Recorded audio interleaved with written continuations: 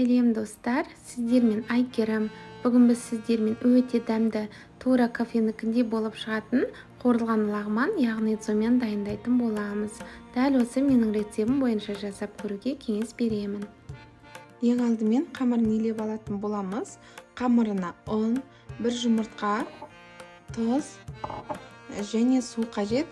Су салқындау болғаны дұрыс. Сол кезде қамырымыз қаттырақ иленеді да, езілмей пісетін болады. Ең алдымен суымызға тұзымызды саламыз. Менде мына жерде бір ас қасық тұз. Қолымызбен жайлап кішкене араластырып, тұзымызды ерітеміз. Енді ұнға бір жұмыртқаны жарып саламыз.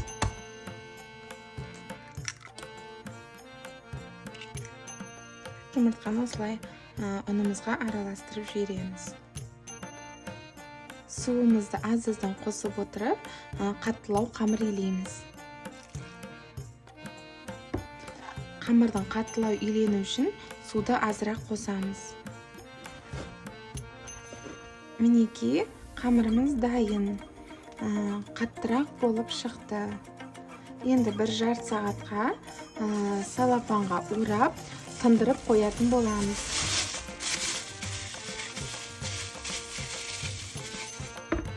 Табақпен бетін жауып қойыңыздар. Қамырымыз тынғанша етті мариновать етіп қоятын боламыз. Жұқалап, жалпақтау етіп турап шығамыз. Мінекей осылай. Барлығын осылай турап шығамыз. Мінекей дайын. Табаққа саламыз. Енді дәмдеуіштерін саламыз. 2 үлкен ас қасықпен соя тұздығын құямыз. Бір араластырып аламыз. 1 шай қасық тұз, қызыл бұрыш, қара бұрыш салып, кішкене су құямыз. Тағы бір жақсылап араластырып, бетін жауып, тоңазытқышқа жарты сағат 1 сағатқа қойып аламыз. Мінекей, 1 сағаттың көлемінде қамырды 3-4 рет илеп алдық.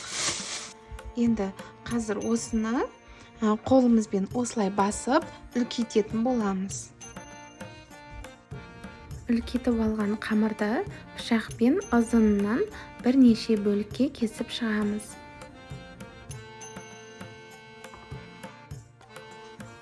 Енді осыларды бір-біртіндеп алып, кішкене қолымызбен осылай мұжып, созып, орап, бір шетке қоя береміз. Бізге енді сұйық май қажет болады. Сұйық майдан ораған қамырларымызға жағып қоямыз.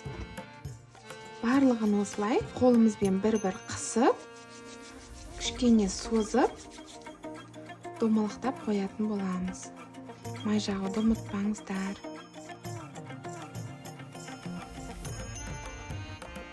Мінекей дайын.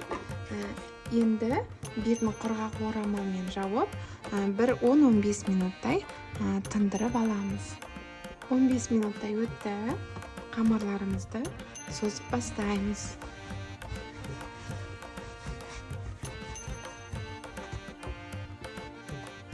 Осылай домалақтап, тағы да шетке қоя береміз.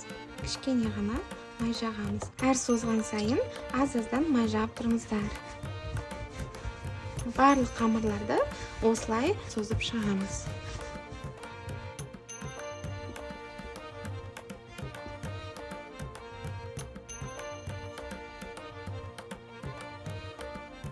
Қайтадан созуды қайталаймыз. Қамырларымыз жіңішке болғанша барлығын осылай созып шығамыз.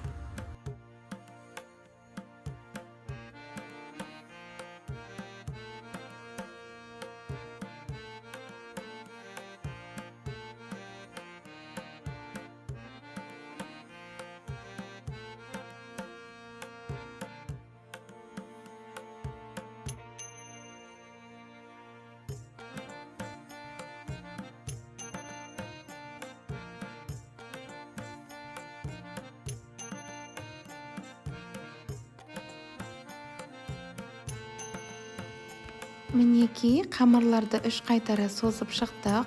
Енді 4-ші қайтара қолымызбен түзулеп бір-бір жүргізіп шығатын боламыз. Енді қамырды 2 қолымызға кезек-кезек іліп шығамыз. Мінекей қамырды жинап алдық. Енді 2-3 қайтара столға ұрамыз. Шетке алып қоямыз. Барлық қамырларды осылай жасап шығамыз.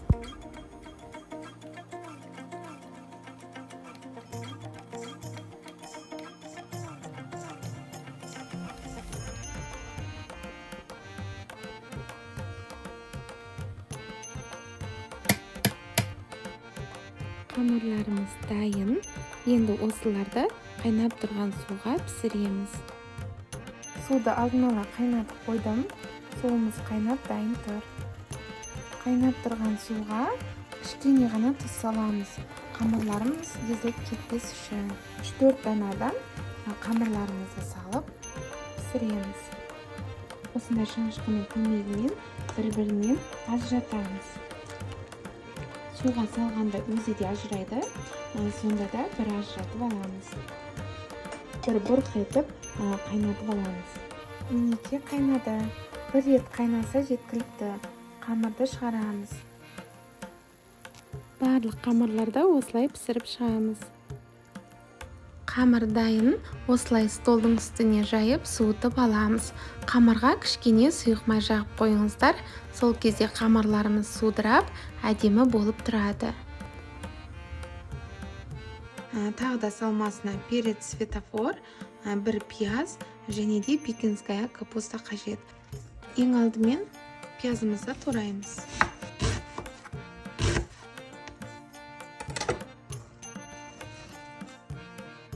Перецтерді тураймыз. Біреуі көп болып кетеді, сондықтан әр түсінен жарты-жартыдан бөліп алдым. Перецті де осылай 4 бұрышты етіп турап шығамыз. Енді пекинская капустаны тураймыз. Керек мөлшерде осылай жапырақтарын ажыратып аламыз. Тек ортасын қатты жағын ғана аламыз. Шет-шетіндегі жұмсақ жапырақтарын алып тастаймыз. Енді бұларды да үлкендеу етіп, 4 бұрыштылап турап шығамыз.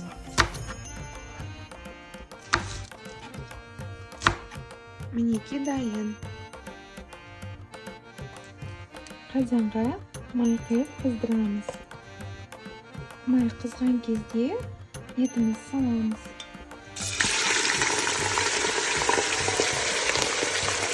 Араластырамыз. Еттің суы тартылғанша қуырамыз. Қақпақпен бетін жауып қойыңыздар. Арасында ашып, араластырып тұру қажет. Мінекей жарты сағаттай уақыт өтті. Еттің суы тартылды. Осылай бір араластырып, бір ас қасық томатный пастаға және су құйып араластырамыз.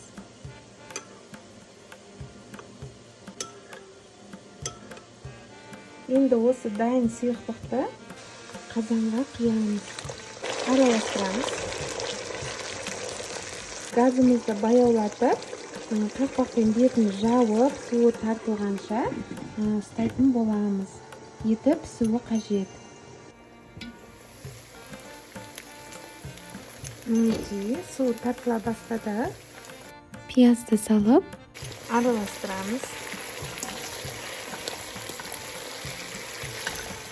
Пиязымыз жұмсарғанша қатты отта қуырамыз.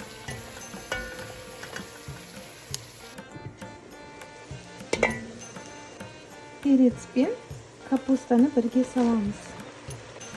Араластырамыз. Дәміне қарай тұз саламыз. Етті мариновать еткенде дәмдеушілердің барлығын аз-аздан қосқан болатынбыз. Олар жетпейді, тағы да қайталап қосып шығамыз. Және осындай лағманға арналған дәмдеуш саламын.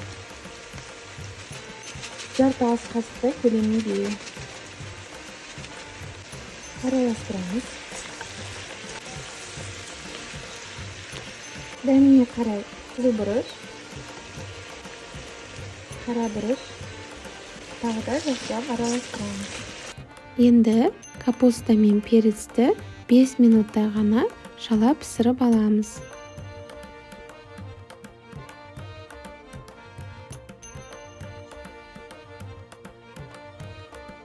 Дайын қамырларымызды тураймыз. Осылай аз-аздан алып, Бірнеше бөлікке кесіп шығамыз. табаққа саламыз. Барлық қамырларды осылай орташа етіп турап шығамыз. Қамырлар дайын. 5 минуттай уақыт өтті. Салмамыз дайын. Газымызды өшіріп, салмамызды бөлек ыдысқа салып аламыз. Қайттан газымызды жағып, қамырды саламыз. Үстіне 2 ас қасықтай соя тұздығын құямыз.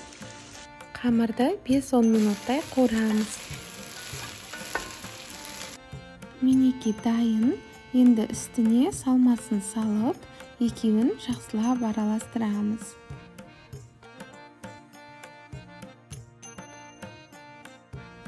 Ең соңынан чеснокты салып, 5 минуттай қуырып аламыз.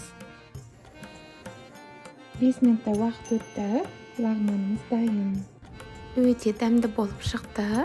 Дәмін сөзбен айтып жеткізу мүмкін емес. Рецептім ұнаса, каналыма тіркеліп, лайк басып, қолдап кетуді ұмытпаңыздар. Ас болсын.